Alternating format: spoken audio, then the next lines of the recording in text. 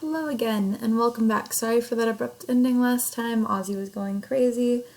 So what we're doing right now is English 12B, Unit 10, Alternative Assessment or Review. I've talked about the first part in the last video, so if you didn't watch that already, go watch that. This is the second part, and hopefully the last part, maybe not. This last one is really long. So let's look at this together. So you're carefully reading through this speech during the memorial service for the victims of the shooting in Tucson, Arizona in 2011, and then you're going to answer the questions that follow.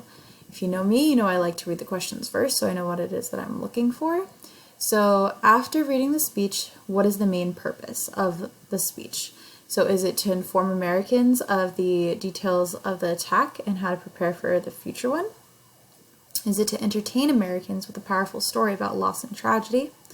Is it to inspire and persuade Americans to stay strong, empathetic, and unified during such dark moments? Or is it D, to explain the Bible's perspective on shootings and how to encourage people to turn to faith? So which one is it out of those? Next, what rhetorical devices does Obama use in his speech?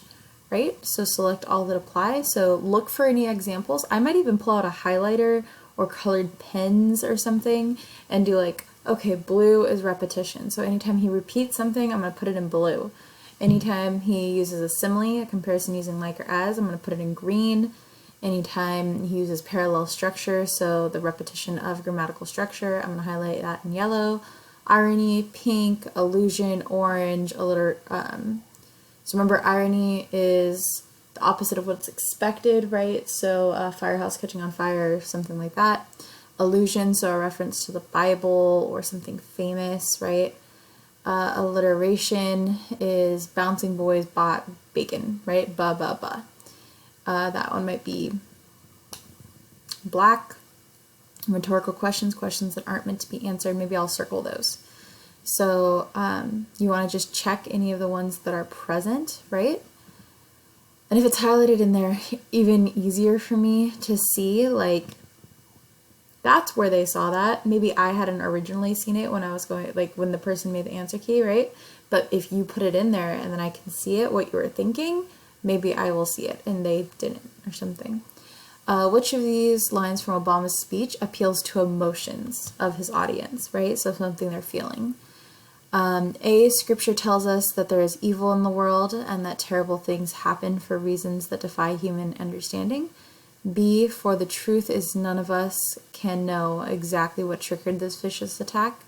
C, we should be willing to challenge old assumptions in order to lessen the prospects of such violence in the future. Or D, for those who are harmed, those who are killed, they are part of our family, an American family, 3 million strong. Okay, so let's read the speech, right? Again, I would have out my highlighters, and I'd be highlighting, I'd be looking for feelings, and I'd be trying to figure out the main point. But at a time when our discourse has become so sharply polarized, at a time when we are far too eager to lay blame for all of this that ails the world at the feet of those who happen to think differently than we do, it is important for us to pause for a moment and make sure we're talking with each other in a way that heals, not in a way that wounds. Scripture tells us that there is evil in the world, and that terrible things happen for reasons that defy human understanding. In the words of Job, when I looked for light, then came darkness. Bad things happen, and we have to guard against the simple explanations in the aftermath. For the truth is, none of us can know exactly what triggered this vicious attack. None of us can know with any certainty that what might have stopped these shots from being fired, or what thoughts lurked in the inner recesses of a violent man's mind. Yes, we have to examine all the facts behind this tragedy. We cannot and will not be passive in the face of such violence. We should be willing to challenge old assumptions in order to lessen the prospects of such violence in the future. But what we cannot do is use this tragedy as one more occasion to turn on one another. That we cannot do. That we cannot do. As we discuss these issues, let us, each of us, do so with a good dose of humility, rather than pointing fingers or assigning blame. Let's use this occasion to expand our moral imaginations, to listen to each other more carefully, to sharpen our instincts for empathy and remind ourselves of all the ways that our hopes and dreams are bound together. After all, that's what most of us do when we lose somebody in our family, especially if the loss is unexpected. We're shaken out of our routines, we're forced to look inward, we reflect on the past. Did we spend enough time with our aging parent, we wonder? Did we express our gratitude for all the sacrifices they made for us? Did we tell a spouse just how desperately we love them, not once in a while, but every single day? So sudden loss can cause us to look backward, but it also forces us to look forward, to reflect on the present and the future, on the manner in which we live our lives and nurture our relationship with those who are still with us. We may ask ourselves if we've shown enough kindness and generosity and compassion to those people in our lives. Perhaps we question whether we're doing the right thing by our children or our community, whether our priorities are in order.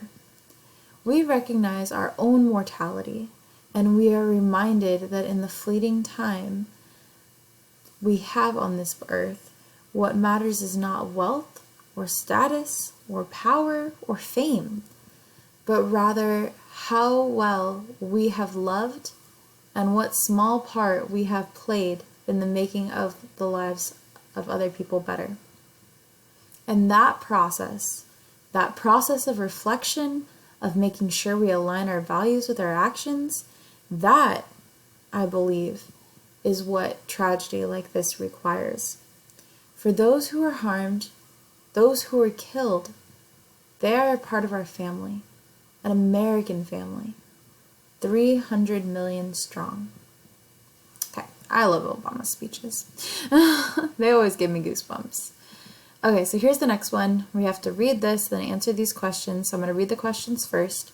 Notice the number of lines, syllables per sentence, rhyme scheme, poetic structure, meter, how many lines, or how many and what pattern versus stressed and unstressed syllables, content focus, etc. Based on these features, what form does it look like the poem takes place? Does it look like it's a ballad, an ode, an English or Shakespearean sonnet, or perhaps an Italian or Petrarchan sonnet? 21, in the opening line of the first stanza, what type of figurative language does the author use to convey the negative physical characteristics of this woman? Is it personification? So remember what personification is. Again, I have a video if you're not familiar with these things. Personification, simile, metaphor, or idiom. Okay? 22. Which statement best describes the irony of the final couplet? So remember, couplet is those two lines, right? Because it's like a big stanza, and then at the end, 2 lines couplet. A, despite all of the author's romantic sweet talk, he has no interest in the woman whatsoever. B, despite all his grand promises, he is unable to financially and emotionally support her during these times. C, despite all of her unattractive qualities, plenty of men love her and have made advances towards her. Or D, despite all the negative qualities he listed, he truly finds her beautiful and worth his love because she's real. 23, what themes or philosophical message does this poet make in the poem? So A, controlling one's sinful desires is the only true way to salvation. B, true beauty and love should be based on one who is naturally. C, greed and selfishness eventually leads to loneliness and one's own downfall. Or D, all women are beautiful on the outside, but truly ugly on the inside. That last one sounds harsh. Okay, so let's read the poem, right? Let's see. So it's recommended that we do some side note annotation and chunking of the sonnet and then answer the questions that follow. So remember how if you had me before, anytime you read, you do a few things. You circle any characters, you summarize at the end of the page, and you find all the important things, right? So figurative language and whatnot. For poems, I would suggest instead of summarizing at the end of the page, summarize at the end of the stanza. Poems are a lot more dense. They're a lot thicker. They've got a lot more information in them than a regular narrative. So let's look at this together. My mistress's eyes are nothing like the sun. Coral is far more red than her lips red.